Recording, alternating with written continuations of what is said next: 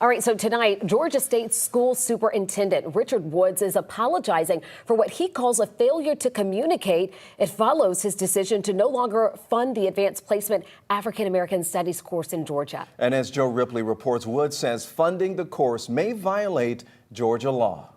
The conflict centers around Georgia State School Superintendent Richard Woods deciding not to recommend a new AP African American Studies class as an approved state course. That was a week ago. Now, 1 week later, he argues parts of the course violate the divisive concepts law passed in Georgia in 2022. We're not trying to be divisive.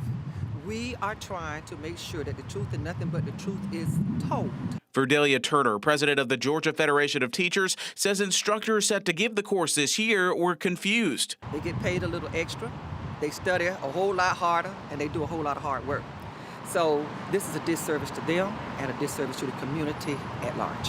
Wood says districts can still teach the AP material and get state money by listing the class as an intro course. Some Metro Atlanta school districts are split on teaching the AP course since students wouldn't get AP credit to count for the Hope Scholarship unless the state approved the course. In a statement, Woods admitted to a communication error but stood by his decision. He stated approving the AP course would violate his oath of office and the law. Woods says he will get legal advice and act from there. We also have to ask what happens to black and brown children, Latino children, Jewish children, and etc. when their history and heritage is not being respected in this country.